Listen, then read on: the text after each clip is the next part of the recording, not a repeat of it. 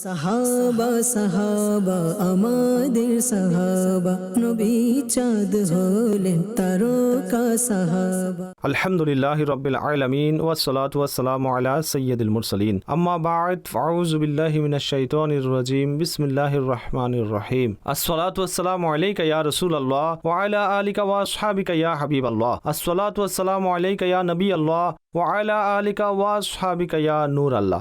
আমার প্রিয় ইসলামী ভাইরা এবং মাদানী চ্যানেলের দর্শক, অনুষ্ঠান চলছে উম্মতের তরী ও নক্ষত্র, আর আজ এই সিরিজের এটি আমাদের সর্বশেষ পর্ব। আলহামদুলিল্লাহ, এই অনুষ্ঠানে খোলাফায়ে রাশিদিনের উত্তম আলোচনা হয়েছে। ধারাবাহিকভাবে সাহাবে কিরাম, আহলে বায়াতে আতহারের আলোচনা হয়েছে, পাক পাঞ্জাতনের আলোচনা করা হয়েছে, আর আমরা বিস্তারিতভাবে কারবালার ঘটনা ডিসকাস করেছি। কারবালার ঘটনার কারণ কি ছিল, কারবালার সফর কেন হলো, এবং কারবালার ময়দানে আত্মত্যাগের কেমন দাস্তান কায়েম করা হয়েছে, কিভাবে নিজেদের জীবনকে উৎসর্গ করা হয়েছে, এবং কিভাবে আলী মাকাম, ইমামে আরশ মাকাম ইমাম হোসাইন রাদিয়াল্লাহু তাআলা আনহুর শাহাদাত হলো। আজকে যেই পর্বটি হবে তা মূলত কারবালা পরবর্তী ঘটনা নিয়ে আয়োজিত। আর বিশেষ করে আমরা জানব যে কারবালার এই মহান ঘটনা থেকে আমরা কি বার্তা লাভ করি, কারবালার বার্তা কি। সর্বপ্রথম তো আমরা এটা জানবো যে ইমাম হোসাইন রাদিয়াল্লাহু তাআলা আনহুর শাহাদাতের পর ওনার মাথা মুবারককে যখন নুরানি দেহ থেকে পৃথক করা হলো, তো এরপর কি ধরনের ঘটনা ঘটলো, কেমন অবস্থা সংগঠিত হলো। মহান ব্যক্তি হলেন ইমাম হোসাইন রাদিয়াল্লাহু তাআলা আনহু, যে ওনার জন্মও কারামত, ওনার জীবনেও অসংখ্য কারামত প্রকাশ পেয়েছে। স্বয়ং ময়দানে কারবালাই শাহাদাতের পূর্বে ইমাম হোসাইনের কিছু কারামত প্রকাশ পায়, যা আমরা আগের পর্বে শুনেছি। কিন্তু মাথা মুবারকও সুবহানাল্লাহ এমন কারামত সম্পন্ন ছিল, যখন ওনার পবিত্র মাথাকে নিয়ে 11 মুহররমুল হারামে কুফায় পৌঁছানো হলো, তো সোহাদায়ে কারবালার মোবারক মাথা ওনার আগেই সেখানে পৌঁছে গিয়েছিল। ইমাম আলী মকামের মাথা মুবারককে নিয়ে খলি বিন ইয়াজিদ যে ছিল, ওই পাপিষ্ট রাতের বেলা কুফায় পৌঁছল। রাষ্ট্রীয় ভবন অর্থাৎ যে গভর্নর হাউস ছিল তার দরজা বন্ধ হয়ে গিয়েছিল। তখন সে কি করলো, মাথা মুবারক নিয়ে তার ঘরে চলে এলো। আর যখন মাথা মুবারককে বেয়াদবির সাথে সে মাটির উপর রেখে দিল, একটি বড় পাত্র তার উপর উল্টিয়ে ঢেকে দিল এবং নিজের স্ত্রীকে বলল যে তোমার জন্য সারা দুনিয়ার সম্পদ নিয়ে এসেছি, দেখো হোসাইন বিন আলী রাদিয়াল্লাহু তাআলা আনহুর মাথা তোমার ঘরে পড়ে আছে। ওই খাতুন রেগে গিয়ে বলল, তোমার উপর খোদার লানত পড়ুক, মানুষ জিনিসপত্র অর্থাৎ ধন সম্পদ নিয়ে আসে, আর তুমি রসুলের নাতির মাথা মুবারক নিয়ে এসেছো, খোদার কসম আমি তোমার সাথে কখনো থাকবো না। তার স্ত্রী তার থেকে দূরে চলে গেল এবং এটি বলে নিজ বিছানা থেকে উঠল, যেদিকে মাথা মুবারক বিদ্যমান ছিল তার পাশে এসে বসে গেল। তার বর্ণনা হচ্ছে, খোদার কসম আমি দেখেছি একটি নূর সোজাসুজি আসমান থেকে ওই পাত্র পর্যন্ত স্তরের ন্যায় চমকাচ্ছিল, আর সাদা পাখি তার আশেপাশে উড়ে বেড়াচ্ছিল। যখন সকাল হলো তখন খলি বিন ইয়াজিদ পাপিষ্ট ওই মাথা মুবারককে ইবনে জিয়াদ পাপিষ্টের কাছে নিয়ে গেল। बहारों पर है आज आराइशें गुलजारे जन्नत की, बहारों पर है आज आराइशें गुलजारे जन्नत की, सुवारी आने वाली है शहीदाने मोहब्बत की। দুনিয়ার মহাব্বত এবং ধন সম্পদের লোভ মানুষকে কি রকম অন্ধ করে দেয়, আখিরাতের পরিণতি থেকে কিভাবে উদাসীন করে দেয়। পাপিষ্ট খলি বিন ইয়াজিদ দুনিয়ার মহাব্বতের কারণেই মজলুমে কারবালার মাথা মুবারক দেহ থেকে আলাদা করেছিল, কিন্তু কয়েক বছর পরেই এই দুনিয়াতেই তার এমন ভয়ানক পরিণত হলো, শুনে অন্তর কেঁপে উঠবে। সুতরাং কয়েক বছর পরেই মুক্তার সাকাফি ইমাম হোসাইনের হত্যাকারীদের বিরুদ্ধে যেই প্রতিশোধমূলক পদক্ষেপ নেয়, এই সম্পর্কে সদরুল আফাজিল মাওলানা সৈয়দ মোহাম্মদ নঈমুদ্দিন মুরাদাবাদী বলেন যে মুক্তার একটি আদেশ দিয়েছিল, কারবালাতে যে ব্যক্তি এজিদের সেনাপতি আমর বিন সাদের সঙ্গে ছিল তাকে যেখানে দেখা যাবে হত্যা করা হবে। এই আদেশ শুনে কুফার হত্যাকারী সৈন্যরা বসরা পালাতে শুরু করলো। মুক্তারের সৈন্যরা তাদের পথ রোধ করলো, যাকে যেখানে পেয়েছে তাকে শেষ করে দিয়েছে, তাদের লাশকে পুড়ে ফেলল। খলি বিন ইয়াজিদ ওই পাপিষ্ট ছিল যে ইমাম হোসাইনের মাথা মুবারক পবিত্র দেহ থেকে আলাদা করেছিল। এই পাপিষ্টকেও মুক্তারের কাছে গ্রেফতার করে আনা হলো। মুক্তার প্রথমে তার 4 হাত পা কেটে দিল, অতঃপর শুলের উপর চড়ালো, অতঃপর তাকে আগুনে জ্বালিয়ে ফেলল। একইভাবে ইবনে সাদের সকল পাপিষ্ট সৈন্যকে বিভিন্ন ধরনের শাস্তি দিয়ে হত্যা করল। 6000 কুফি যারা ইমামে আলী মকামের হত্যায় শরিক ছিল তাদেরকে মুক্তার বিভিন্ন ধরনের শাস্তি প্রদান করে হত্যা করল। কতই না সুন্দর। এভাবে বুঝুন যে একটি কবিতা রয়েছে, যাকে বলতে পারেন যে ওইসব লোকদের পরিণতির ব্যাপারে কবিতা রয়েছে। যখনই পড়ি ওই জালিমদের পরিণতি সম্পর্কে জানা যায়, আর এটিও জানা যায় যে মজলুমের পরিণতি তার শেষমেশ এমনই হয়ে থাকে। কবি লিখেন, इब्न साद रे की हुकूमत तो क्या मिली, जुल्मो जफा की जल्द ही तुझको सजा मिली। ए शिमरे नाबकार शहीदों के खून की कैसी सजा तुझे अभी ए ना सजा मिली। ए तश्तगाने खूने जवानाने अहले बैत, देखा कि तुमको जुल्म की कैसी सजा मिली। कुत्तों की तरह लाशें तुम्हारे सड़ा किए, घोड़े पे भी न गोर को तुम्हारी जा मिली। रुसवाए खल्क हो गए, बर्बाद हो गए, मरदूदो तुमको जिल्लते हर दो सरा मिली।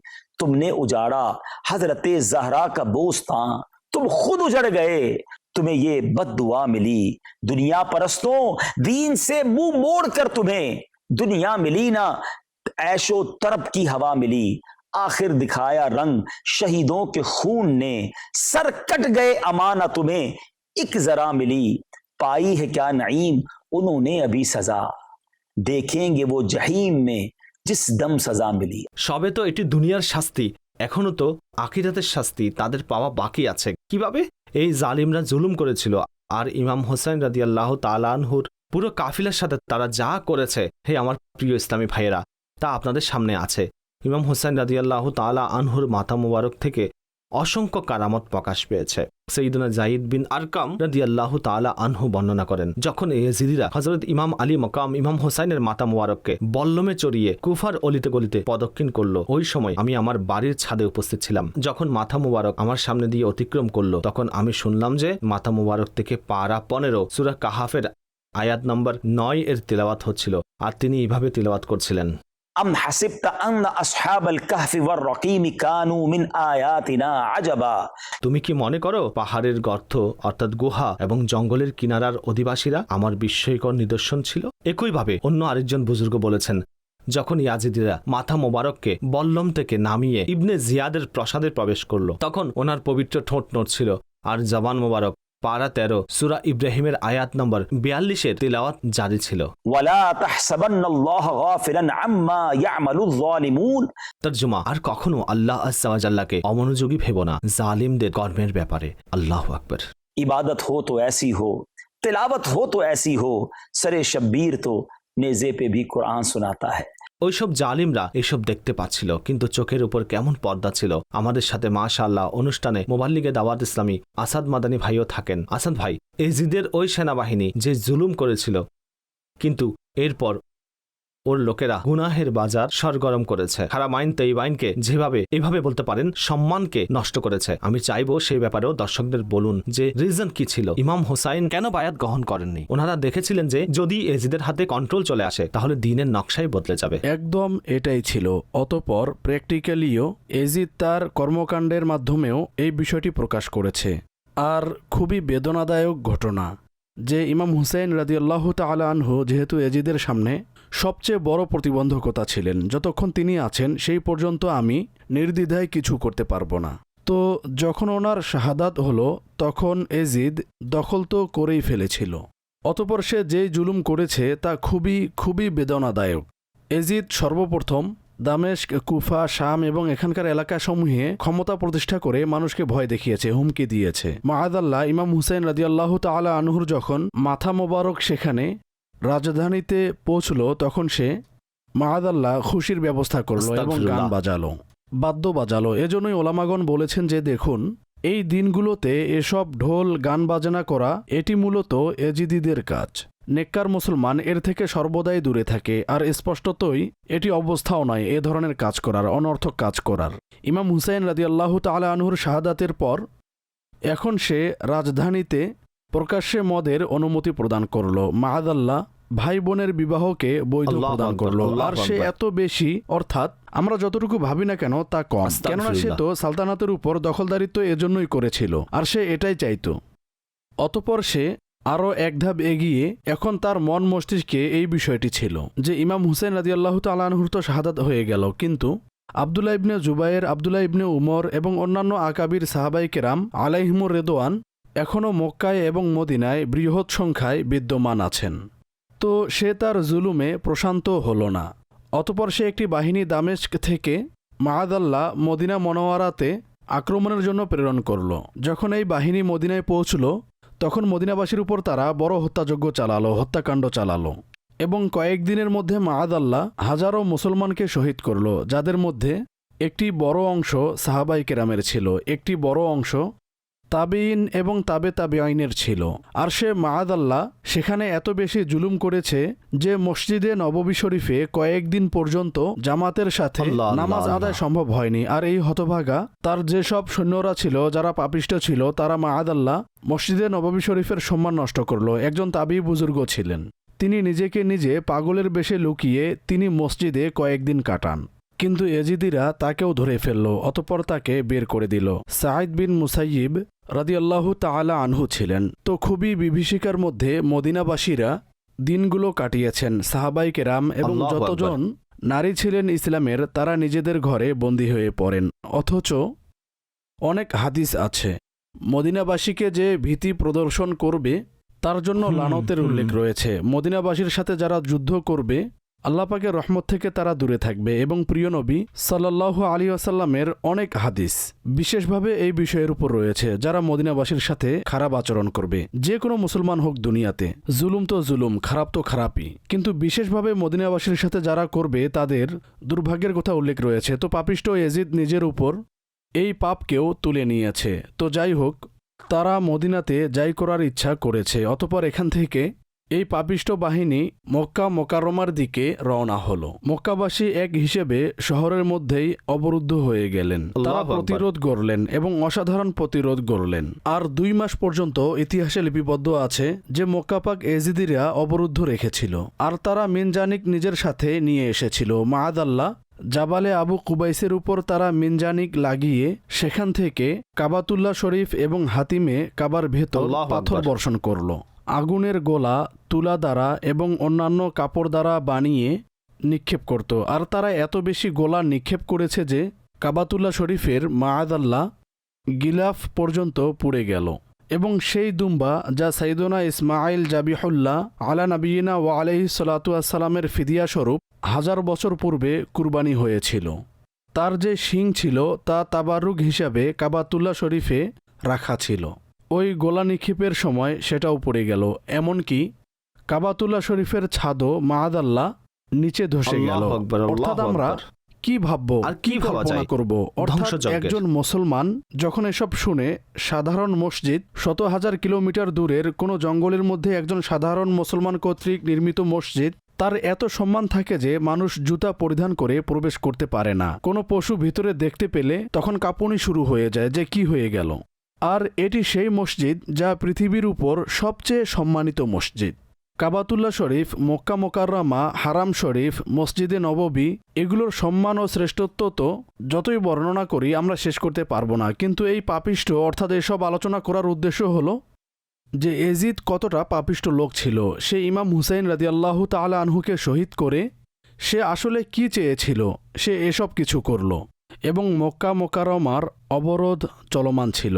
এমনকি ওই সময়ে এজিদের মৃত্যুর সংবাদ এলো। তখন আব্দুল্লাহ ইবনে জুবাইর রাদিয়াল্লাহু তাআলা আনহু এজিদিদের সামনে গিয়ে বললেন যে এখন তোমরা কি জন্য লড়াই করছো? তোমাদের যিনি নেতা ছিলেন সে তো মারা গিয়েছে। প্রথমত তারা ভেবেছিল সম্ভবত এটি কোনো পরিকল্পনা, আমাদেরকে তাড়াতে চাইছেন। কিন্তু যখন আরো কিছু লোক এসে সংবাদ দিল তখন তারা নিশ্চিত হলো এবং তাদের মনোবল ভেঙে গেল। অতঃপর যখন মক্কাবাসীরা আক্রমণ করলো তখন এজিদিরা পালিয়ে গেল এবং মক্কাবাসী শান্তির নিঃশ্বাস নিল।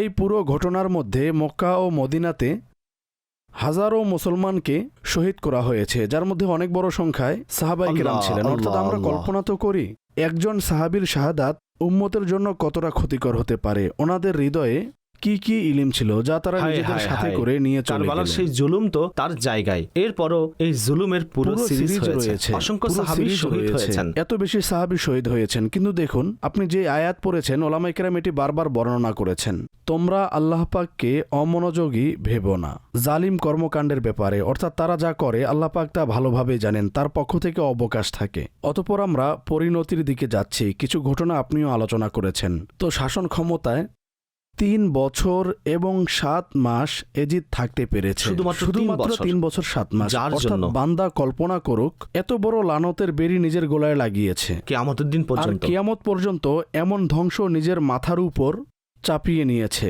কিন্তু এটিকে সে কতদিন ভোগ করতে পেরেছে? শুধুমাত্র 3 বছর এবং 7 মাস। অতঃপর তার যে মৃত্যু ছিল সেটাও খুব ভয়াবহ ছিল। বিভিন্ন বর্ণনা রয়েছে, কিন্তু মদের নেশার মধ্যে এবং খারাপ অবস্থায় তার খুব খারাপ পরিসমাপ্তি হলো। এবং একটি বর্ণনা অনুযায়ী সে কোনো একজন নারীর সাথে কোথাও জঙ্গলে ছিল, সেই তাকে হত্যা করেছে, এরকম একটি বর্ণনাও দাফন রয়েছে। করার মতো কেউ ছিল না, পোকামাকড় খাচ্ছিল এবং খুবই কষ্টে তাকে মাটিতে পুঁতে খুবই দেওয়া হয়েছে। মর্মান্তিকভাবে তার মৃত্যু ঘটেছে। আর 61 থেকে নিয়ে 67, অর্থাৎ এজিদ তো 3 বছর 7 মাসের মধ্যেই ধ্বংস হয়ে গেছে। আর এই সময়ে মুখতার সাকাফি, যার আলোচনা হলো, সে 6000 প্রায় যারা এজিদি ছিল তাদের মেরেছে। আর যেই ইবনে জিয়াদ ছিল তাকে 67 হিজরিতে শুধুমাত্র 6 বছর পরই মারা হলো। যে গভর্নর ছিল সে কুফার গভর্নর ছিল। মুখতার সাকাফি একটি পরিপূর্ণ সেনাবাহিনী বানিয়ে তার সাথে যুদ্ধের জন্য পাঠালো। ইবনে জিয়াদ সামান্য প্রতিরোধ করল, কিন্তু সে পরাজিত হলো। এবং আল্লাহর কুদরত দেখুন, শুধুমাত্র 6 বছর পরে সেই ফোরাত নদীর পারেই পিপাসার্ত অবস্থায় এবং দিনও 10 মুহররম ছিল, আল্লাহ, আল্লাহ, যখন ইবনে আল্লাহ। জিয়াদ নিহত হলো এবং মুখতার তার মাথা কেটে সেখানেই রেখেছে যেখানে সে ইমাম হুসাইন রাদিয়াল্লাহু তাআলা আনহুর মাথা আল্লাহ, মোবারক রেখেছিল। আল্লাহ। কর্মের কর্মের পরিণতি। পরিণতি দেখুন। আর ইবনে সাদের যেই পরিণতি হলো, ইবনে সাদের মুখতারের সাথে প্রথমে ভালো সম্পর্ক ছিল। মুখতার ওই এলাকার গভর্নর হয়ে গেল। তখন তো মুখতার ঘোষণা দিয়েছিল যে আমাকে সংবাদ দাও, আমাকে বলো যে কারা ইমাম হুসাইন রাদিয়াল্লাহু তাআলা আনহুর সাথে যুদ্ধের জন্য সেদিন বের হয়েছিল, আমি তাদেরকে এক একজনকে খুঁজে খুঁজে মারব। তো মুখতার একদিন ঘোষণা দিল যে কাল আমি তাকে হত্যা করব, যার সংবাদ শুনে মুসলমান খুব খুশি হবেন। এক ব্যক্তি পাশেই বসেছিল, সে জানতো যে হোক না হোক ইবনে সাদের ব্যাপারে মুখতার এখন নিজের পরিকল্পনা প্রকাশ করেছে। সে যে কোনোভাবে ইবনে সাদের কাছে, যে কিনা সর্বপ্রথম ইমাম হুসাইন রাদিয়াল্লাহু তাআলা আনহুর জন্য পানি বন্ধ করেছিল এবং বাধা সেনাদের প্রদান করেছিল, সেনাপতিও ছিল। সেনাপতি ছিল, লোকটি গিয়ে সংবাদ দিল। তখন ইবনে সাদ বলল, না, মুখতারের পরিকল্পনা অন্য কারো ব্যাপারে হবে, তার সাথে তো আমার খুব ভালো সম্পর্ক আছে। যাই হোক, পরবর্তী দিন মুখতার তার সৈন্যকে পাঠালো, নিজ সিপাহীদের পাঠালো, তাকে ধরে আনা হলো, তার গর্দান কাটল এবং নিজের কাছে রাখল এবং তাকে ঢেকে দিল। কিছুক্ষণ পর তার ছেলেকে ডাকলো, ইবনে সাদের ছেলেকে, এবং তার সামনে সে কাপড় সরালো এবং বলল যে দেখো তো লোকটিকে। তখন সে দেখে হতভম্ব হলো, বলল, ইনি তো আমার বাবা। তখন মুখতার বলল, তোমার পরিণতিও তোমার বাপের মতোই হবে। তাকেও হত্যা করল এবং উভয়ের মাথাকে সাইয়েদনা আলী রাদিয়াল্লাহু তাআলা আনহুর একজন শাহজাদা ছিলেন, তার নাম মোহাম্মদ ছিল, তার কাছে পাঠালেন। এবং মুখতার বলল যে এই যে মাথা আছে ইবনে সাদের, এটি ইমাম হুসাইনের বদলায় এবং তার ছেলের মাথা আলী আকবরের বদলায়। কিন্তু আমি এটিও জানি যে যদি সারা দুনিয়ায় আমি হাজারো মানুষকে হত্যা করি, তবুও ইমাম হুসাইন রাদিয়াল্লাহু তাআলা আনহুর একটি নখ এবং একটি আঙ্গুলের বড় হতে পারবে না। সে আহলে বায়তের বড়ই মোহব্বতকারী ছিল। সে এভাবে নিজের আবেগ প্রকাশ করে। যাই হোক, ইবনে সাদের পরিণতিও এমন হলো। খলির কথা আপনি বর্ণনা করেছেন। আর যে সীমার ছিল আরও একটি বড় চরিত্র, সে ওই দুর্ভাগা যখন একটি মুহূর্তে গিয়ে সন্ধির একটি অবস্থা তৈরি হচ্ছিল আর হতে পারত এই ঘটনা ঘটত না, কিন্তু সে ওই পাপিষ্ঠ যে ইবনে জিয়াদের কানে কুমন্ত্রণা দিল এবং বলল যে তুমি কি করছো, যদি নম্রতা দেখাও এবং ওনার উপর তুমি কাবু না পাও তাহলে তোমার শাসন এবং ক্ষমতা সব চলে যাবে। তো সীমার যখন বুঝতে পারলো যে এখন আমার পালা আসতে চলছে, তখন সে পালালো নিজের সাথীদের সাথে। তখন মুখতারের লোকেরাও তার পিছু নিল। অবশেষে সে কোথাও গিয়ে গ্রামের মধ্যে আশ্রয় নিল এবং আশ্রয় নেয়ার পর 2-3 দিন সেখানে ছিল। কিন্তু মুখতারের লোকেরা সেখানে পৌঁছে তাকে ধরে ফেলল রাতের অন্ধকারে এবং তার মাথা শরীর থেকে আলাদা করল এবং তার লাশকে কুকুরের সামনে খাওয়ার জন্য নিক্ষেপ করা হলো। অর্থাৎ সীমারের এত ভয়ানক অবস্থা হলো। আর কিছু এমনও ছিল দুনিয়া বিমুখতার রূপ ধরে লুকিয়ে পড়েছিল। মুখতার বলল যে সেদিন তোমরা দুনিয়া বিমুখ কেন হওনি? যেদিন তোমরা ইমামের বিরুদ্ধে এসেছিলে এখন তোমাদের দুনিয়া বিমুখতার কথা মনে পড়ছে? কারো কারো অঙ্গ কেটে দিল, কাউকে কষ্ট দিতে দিতে মেরেছে। খুঁজে খুঁজে সে সকল এজিদিকে হত্যা করল। অর্থাৎ ওই দিন 6 ইয়ার্স এটি কমপ্লিট হয়েছে। 61 থেকে 67 মাঝামাঝিতেই এ সমস্ত ঘটনা ঘটেছে এবং সকল এজিদিদের এটি ছিল দুনিয়ার শাস্তি, যা এইমাত্র আপনিও উল্লেখ করলেন। মুফতি নাইমউদ্দিন মুরাদাবাদী রহমাতুল্লাহি তাআলা আলাইহির কিতাবের যে সারমর্ম, এটি তো সেই শাস্তি যা এজিদিরা এই দুনিয়াতেই পেয়েছে। আর আখিরাতে তাদের সাথে কি হবে তা তো আল্লাহই ভালো জানেন, তিনি প্রদান দর্শক, করবেন। এটি ওই বিষয় যা বোঝা প্রয়োজন। যেই বাদশাহীর জন্য, যেই ক্ষমতার জন্য, যেই ধন ও সম্পদের জন্য জুলুমের সর্বোচ্চ পর্যায়, অর্থাৎ এমন জুলুম যা 1400 বছর হয়ে গেছে, উম্মত ভুলতে পারছে না, আর ভুলতেও পারবে না। প্রতি বছরই হৃদয়ে এক অদ্ভুত দুঃখ অনুভূত হয়, কষ্ট অনুভূত হয়। এটি কেন করলো? আচ্ছা, অতঃপর যার জন্য করেছে তা কত বছর তার নিকট ছিল। সকল জালিম এটি বুঝুক, সকল জুলুমকারী বুঝুক, ওই সমস্ত সকল ব্যক্তি যারা ক্ষমতার লোভে পড়ে, যারা সম্পদের লোভে অথবা অনেক সময় শয়তানের এবং তার যে ফাঁদ থাকে, নফসের ফাঁদ, লোভ থাকে, খারাপ কাজের যে আকাঙ্ক্ষা থাকে, তার কারণে সবকিছু করে থাকে। বরং এখন তো অনেক সংবাদ পাচ্ছি, অর্থাৎ কিছু বিষয় তো এমন আছে যা আমি চ্যানেলে বলতে পারছি না, যে এই লেভেলের মন্দ কাজ হচ্ছে যা মানুষ চিন্তা করতে পারে না।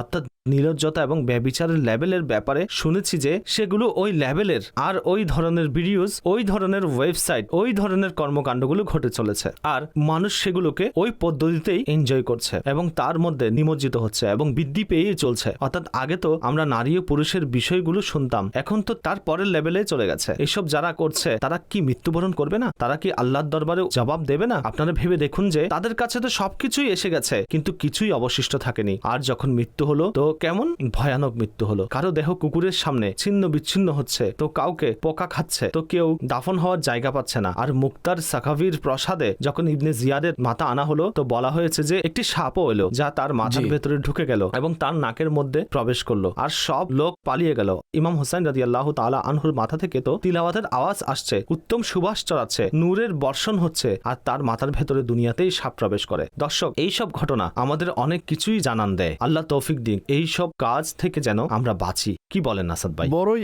এক, অর্থাৎ এই ঘটনার মাঝে এমন টুইস্ট আছে। দেখুন, শাহাদাতে ইমাম হুসাইন রাদিয়াল্লাহু তাআলা আনহু, তার থেকে একটু পিছনে চলে যাই। আমিরে মুআবিয়া রাদিয়াল্লাহু তাআলা আনহু সাহাবিয়ে রসুল, ঠিক তো? ওনার ছেলে এজিদ লম্পট হতভাগা হয়ে গেল। এদিকে ইমাম হুসাইন রাদিয়াল্লাহু তাআলা আনহুর শাহাদাত হলো।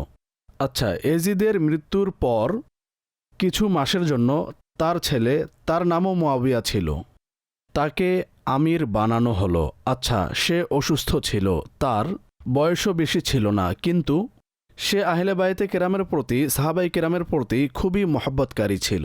আর সে নিজের বাবার মতো ছিল না। এমনও লেখা আছে যে তাকে বলা হলো যে তোমার তো ইন্তিকাল হবে, তুমি অন্য কাউকে নিজের স্থলাভিষিক্ত বানিয়ে যাও। সে বলল যে যেই মসনদ ও মুকুটে আমি স্বাদ অনুভব করিনি, তাহলে আমি তা অন্য কারো নিকট কেন কনভার্ট করব? অর্থাৎ এজিদের বাবা হজরত আমিরে মুআবিয়া রাদিয়াল্লাহু তাআলা আনহু, আর এজিদের ছেলেও তার বিপরীত। আর মাঝখানে সে এমন পাপিষ্ঠ বের হলো, আর কেমন টুইস্ট এলো। অতঃপর মুখতার কতটা অসাধারণ শুরুর দিকে সে কাজ করেছিল, আর এতটা যখন এই ঘটনা পড়ি, তখন এটিও একটি টুইস্ট এই ঘটনার ভেতর।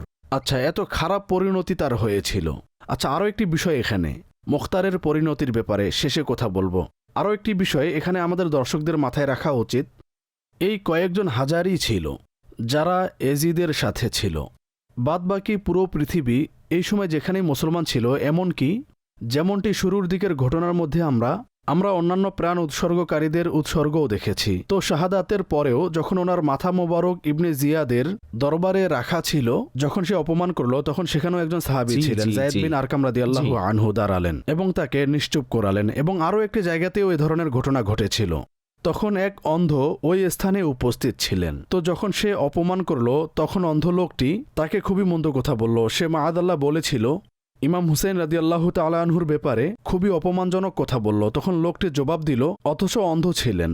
তখন ইবনে জিয়াদ মাআদাল্লাহ তাকেও হত্যা করল। যখন এসব ঘটনা আমরা পড়ি, তো দেখুন আহলে বায়েতে কেরামের প্রতি মহব্বতকারী সেখানেও বিদ্যমান ছিল, কিন্তু স্পষ্টতই শক্তি সব তাদের কাছেই ছিল, শাসন ব্যবস্থা ছিল, তাই সহজ ছিল না। আর এই সমস্ত ঘটনা সংঘটিত হয়েছে। আলোচনা হচ্ছে। দর্শক, নিঃসন্দেহে আসাদ ভাই যেদিকে ইঙ্গিত করলেন, এই পুরো ঘটনার মধ্যে আরেকটু বিস্ময়কর টুইস্ট, আল্লাহ তাআলার গোপন পরিকল্পনা। মুক্তার সাকাফি সে অসাধারণ কাজ করেছিল এজিদের কাছ থেকে, এমন ভয়াবহ যাকে বলতে পারেন প্রতিশোধ নিয়েছে। অন্তরে সামান্য হলেও প্রশান্তি অনুভূত হতো যে এই জালিমদের এই পরিণতি হওয়া উচিত। কিন্তু মুক্তার সাকাফির সাথে কি হলো সে সম্পর্কে আলোচনা করব। তবে তার পূর্বে যেমনটি আমাদের আসাদ ভাই বলেছেন যে মাথা মুবারক থেকে ইমাম আলী মকামের প্রতি মোহাব্বত অনেকের মাঝেই ছিল, না শুধু মুসলমানদের অন্তরে ছিল। আপনাদেরকে এমন একটি ঘটনাও শোনাচ্ছি, মানুষ ঈমান লাভ করেছে মাথা মুবারকের কারামতের কারণে। একজন খ্রিস্টান, ঠিক আছে, অর্থাৎ যারা অমুসলিম সে যখন মাতা মুবারককে দেখলো তখন সে জিজ্ঞাসা করলো, দেখলেন যে মাতা মুবারক নিয়ে লোকগুলো কোথায় যাচ্ছিল। তখন সে বলল, তোমরা কি একটি কাজ করতে পারো? এই 10,000 স্বর্ণ মুদ্রা নিয়ে এক রাতের জন্য মাথাটি দাও, আমি আমার কাছে রাখতে চাইছি। লোভীরা আগেও লোভী ছিল, তারা অর্থের লোভে সব করছিল। তখন ওই সৈনিকরা বলল, আমরা রাতটা এখানেই থেমে যাচ্ছি, আপনি আপনার সাথে নিয়ে যান। 10,000 স্বর্ণ মুদ্রা নিল এবং খ্রিস্টান পাদ্রীর নিকট অর্পণ করলো। অমুসলিম তিনি তার ঘরে নিয়ে গেলেন, মাথা মোবারককে ধৌত করলেন, সুগন্ধি লাগালেন, রাতভর নিজের রানের উপর রাখলেন এবং দেখতে রইলেন, পরখ করলেন। আর সে বলছিল যে আসমান পর্যন্ত নূর বিচ্ছুরিত হলো। পাদ্রী সারা রাত কেঁদে কেঁদে কাটালো। যখন সকাল হলো সে ইসলাম কবুল করলো। গির্জায় গিয়ে সে তার ধন সম্পদ সব পরিত্যাগ করলো, গির্জাও পরিত্যাগ করলো, নিজের বাকি জীবন আহলে বায়েতের খিদমতে কাটানো আরম্ভ করলো। অর্থাৎ ইমাম হোসাইনের দিদারের বরকতে, মাতা মুবারকের সহবতের বরকতে ও মুসলিমও ঈমান লাভ করলো। কিন্তু তারা কেমন কালেমা পাঠকারী ছিল যে লোভ এত প্রাধান্য ছিল যে তারা ইমাম হোসেনকে শহীদ করে আনন্দ উদযাপন করছিল। কতই না চমৎকার কবিতা লিখেছেন মাওলানা হাসান রেজা খান সাহেব। दौलते दीदार पाई पाक जाने बेचकर, दौलते दीदार पाई पाक जाने बेचकर, करबला में खूब ही चमकी दुकाने अहले बैत। এজিদি সৈন্যরা ইমামে আলী মকাম এবং ওনার তাবু থেকে যেসব দিরহাম ও দিনার লুট করেছিল এবং যা পাদ্রী থেকে নিয়েছিল নিজেদের মধ্যে ভাগ করে নিল। কিন্তু যখন ব্যাগের মুখ খুলল, যেসব ব্যাগের মধ্যে দিরহাম ও দিনার রাখা ছিল ওই সবগুলো দিরহাম ও দিনার এর পরিবর্তে পাথরের টুকরো হয়ে গিয়েছিল এবং সেগুলোর এক পাশে পারা 13 সূরা ইব্রাহিমের একটি আয়াত লেখা ছিল, ওয়ালা তাহসাবান্নাল্লাহা গাফিলান আম্মা ইয়ামালুয যালিমুন। তর্জমা, কখনো আল্লাহ আযজা ওয়া জাল্লাকে অমনোযোগী ভেবো না জালিমদের কর্মের ব্যাপারে। আর যেসব পাথরের মধ্যেই পাথরের টুকরোতে অন্য পাশে পারা 19 সূরা শুআরার আয়াত নম্বর 227 লিপিবদ্ধ ছিল। ওয়াসায়ালামুল্লাযীনা যালামু আইয়া মুনকালাবিন ইয়ানকালিবুন। তর্জমা, আর তারা শীঘ্রই জানতে পারবে যে জালিমরা কোন স্থানে পরিবর্তন করবে। আল্লাহু আকবার। এটি কুদরতের পক্ষ থেকে একটি শিক্ষণীয় দর্শ ছিল। হে পাপিষ্ঠরা, যেই ধন সম্পদের জন্য তোমরা সবকিছু করেছিলে সেগুলোও তোমাদের হাতে রইল না। আল্লাহু আকবার, আল্লাহু আকবার। দর্শক, একটি বিষয় বুঝতে হবে, এই পুরো ঘটনা থেকে যখনই ধন সম্পদ দুনিয়ার লোভ মাথাচাড়া দিয়েছে তখন বান্দার হাতে কিছুই অবশিষ্ট থাকেনি। একটি হাদিস শরীফ আছে, আর যখনই সেটা পড়ি তখন যাকে বলা হয় যে বান্দা প্রকম্পিত হয়ে ওঠে। আর সেই হাদিস শরীফটি কি? আল্লাহর হাবিব সাল্লাল্লাহু আলাইহি ওয়াসাল্লাম বলেন যে দুটি ক্ষুধার্ত নেকড়ে মেষ পালে ছেড়ে দেওয়া হলে তারা এতটা ক্ষতি সাধন করে না যতটা সম্পদ ও সম্মানের লোভ মানুষের দিনের ক্ষতি সাধন করে। এই উপমাটি এমন যে মেষের পাল যাচ্ছে, দুটি ক্ষুধার্ত নেকড়েকে ছেড়ে দেওয়া হলো, তারা তো ছিন্ন বিচ্ছিন্ন করে ফেলবে, এমনই ভাবে ঈমানকে বরবাদ করে দেয়। যদি মানুষের অন্তরে সম্পদের অথবা সম্মানের লোভ থাকে, আর আজ এটি কত বড় ব্যাপার, মানুষ ব্যয় করে, বলে যে কোনো ভাবে প্রসিদ্ধি পেয়ে যায়, সম্মান যেন পেয়ে যায়, পদমর্যাদা যেন পেয়ে যায়, ব্যয়গুলো তুলতে থাকে, জালিম জুলুম করে, মানুষের পকেট থেকে বের করে। কি করবেন এসব দিয়ে? কারবালার এই ঘটনা কি আপনাদের জন্য শিক্ষা নয়? যারা এসব কাজে জড়িত আছেন, আল্লাহর ওয়াস্তে তওবা করুন। এটি এজিদি পন্থা, দুনিয়ার পদের জন্য, দুনিয়ার সম্পদের জন্য মানুষের উপর জুলুম করা, মানুষের জমি আত্মসাৎ করে, মানুষের অর্থ আত্মসাৎ করে হত্যা করে ফেলে। তারা মনে করে যে কেউ আমার ক্ষতি করতে পারবে না। এটি আপনার ভুল। আজ আপনাকে কেউ কিছু করতে পারছে না, কিন্তু একদিন আসবে যখন জালিমদের আস্তিন থাকবে এবং মজলুমদের হাত থাকবে। জালিমকে সর্বদা বরবাদ হতেই দেখেছি। যদি দুনিয়ায় বরবাদ না হয় তাহলে মৃত্যুর পর বরবাদই তো আছেই। আপনারা দেখুন, 3 বছর 7 মাস, 3 বছর কত মাস? 3 বছর 7 মাস, 4 বছরও পরিপূর্ণ পায়নি ইয়াজিদ। আর পোকা তার লাশ খাচ্ছে, যে কিনা আমিরুল মুমিনিন হতে চেয়েছিল, মুসলমানদের খলিফা হতে চাইতো। কি অবস্থা হলো তার? প্রতিপত্তির আকাঙ্ক্ষা এবং সম্পদ বরবাদ করে দেয় মানুষকে। জি, একদম এমনই। আর উদাহরণ যদি আমরা দেখি তো ওই যুগেও ছিল, বর্তমান যুগেও আছে। আমরা আশেপাশেও যদি লক্ষ্য করি, আসলে যখন ক্ষমতা এবং সম্পদ যখন উভয়টি চলে আসে তখন বান্দার পা মাটিতে পড়া খুবই কঠিন হয়ে যায়। আল্লাহ পাক যাকে বাঁচান। অন্যথায় অথরিটেটিভ যখন মানুষ হয়ে যায় তখন সে মনে করে যে সম্ভবত আমি সবকিছু। দেখুন না মানুষের কেমন অদ্ভুত অবস্থা, যে খোদা দাবি করে বসলো, অনেকেই করেছে, নবুয়তের দাবি করে বসলো, অনেকেই করেছে, অথচ তারা সবই জানত না আমরা খোদা না নবী। তো মিথ্যাবাদীরা তারা তো জানতই আমরা কি। কিন্তু যদি আমরা এই উভয়টিকেই দেখি তো সম্পদ এবং অথরিটি যখন তা পেয়ে যায় তখন বান্দা অগ্রসর হতে থাকে এবং এটি নেভার এন্ডিং স্টোরি হয়ে যায়। এমন নয় যে এখানে গিয়ে, যেমন এইমাত্র আপনি কিছু বলছিলেন যে এ ধরনের গুনাহে মানুষ জড়িয়ে পড়ছে, এসব লোকদের পরিণতির স্টোরি শুনুন। যারা অগ্রসর হয় বেহায়াপনার কাজে, তো তারা অগ্রসর হতে হতে হতে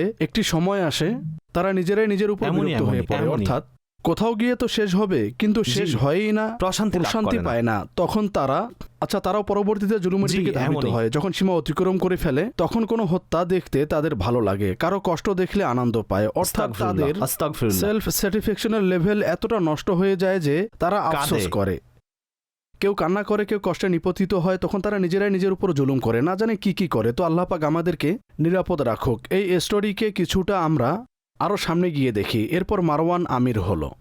মারওয়ানের পর তার ছেলে আব্দুল মালিক আমির হলো। এখন তার সাথেও খুব অদ্ভুত ব্যাপার রয়েছে। সে যখন বাদশাহ হলো তো এর পূর্বে খুবই নেককার ছিল, জাহিদ ছিল, ইবাদত গুজার ছিল। বরং তার ব্যাপারে লেখা আছে যে সে সাইয়েদা উম্মে দারদা রাদিয়াল্লাহু তাআলা আনহার খিদমতে উপস্থিত হতো। খুবই নেককার পরহেজগার ছিল, কেননা আবু দারদা রাদিয়াল্লাহু তাআলা আনহু পরবর্তীতে হিজরত করে ওই এলাকায় তাশরিফ নিয়ে গিয়েছিলেন। আর বড়ই অসাধারণ ওনার পার্সোনালিটি ছিল। তো উম্মে দারদা রাদিয়াল্লাহু তাআলা আনহার কাছে সে আসা যাওয়া করত, নিয়মিত উপস্থিত হতো, শিখত।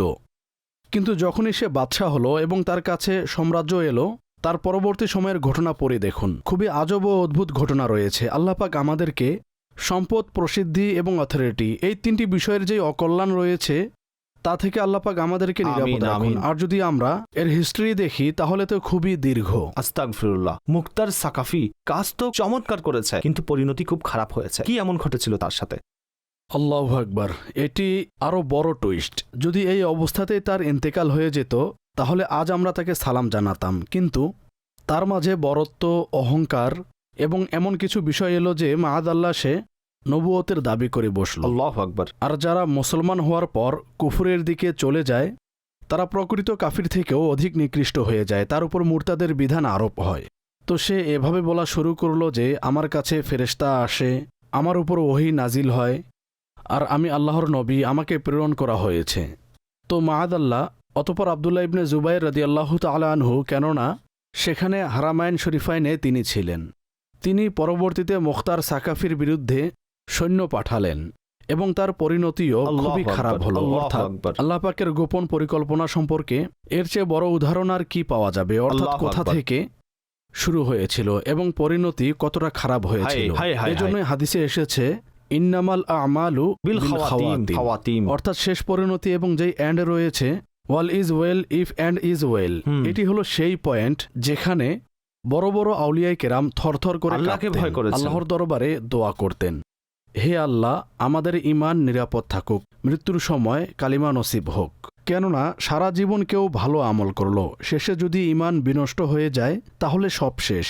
আর যদি সারা জীবন কুফরে অতিবাহিত হয়, এক সাহাবীর ঘটনা আছে না, যুদ্ধের সময় মুসলমান হয়েছে, এখন মুসলমান হলো এবং একটু পরে গিয়ে জীবন উৎসর্গ করে দিল, শহীদ হয়ে গেলেন। ওই মুহূর্তে কি নামাজ, কি রোজা, কি রমজান, কি যাকাত কিছুই হয়নি, কিন্তু যেহেতু পরিসমাপ্তি সাহাবিয়াতের উপর হয়েছে তাই কিয়ামত পর্যন্ত সমস্ত আউলিয়া মিলেও তার মর্যাদায় পৌঁছতে পারবে না। তো এন্ড এবং সমাপ্তি এটি খুবই ইম্পর্টেন্ট বিষয়। দর্শক, এটি খুবই গুরুত্বপূর্ণ বার্তা, বুঝে নিন। আমাদের অনুষ্ঠানকে আজ আমরা গ্র্যান্ড এন্ড করতে যাচ্ছি।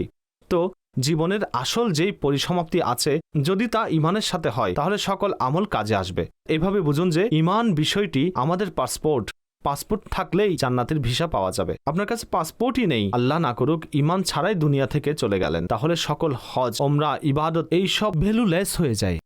আল্লাহ পাকের কাছে বারবার ইমানের নিরাপত্তা চান, আল্লাহর গোপন পরিকল্পনাকে ভয় করুন। কিছু লোকের এই অনুভূতি নেই, ইমানও চলে যেতে পারে। আপনারা দেখুন না তো, এত অসাধারণ কাজ করা ব্যক্তি তার পরিণতি কেমন হলো? সে ইমান নিয়ে গেল না দুনিয়া থেকে। তো এখানে এটিও একটি বিষয় শেখা গেল যে যদি আপনি অনেক ভালো কাজ করেও থাকেন তো এটিও এই বিষয়ের দলিল নয় যে ইমানের উপর মৃত্যু হবে। আমাদেরকে ভয় রাখতে হবে। কিছু লোক বলে যে কোথা থেকে নিয়ে এলেন এই কথা, যে ইমানও ছিনিয়ে নেওয়া হয় এবং ইমানের উপর মৃত্যুর ব্যাপারে ভয় রাখা উচিত। ইমানের সাথে মৃত্যু হবে কি হবে না, দেখুন নবী পাক আলাইহিস সালাতু সালামের দোয়া, হ্যাঁ হাদিসে এই দোয়া বিদ্যমান আছে, ইয়া মুকাল্লিবাল কুলুব সাব্বিত কলবি আলা দীনিক।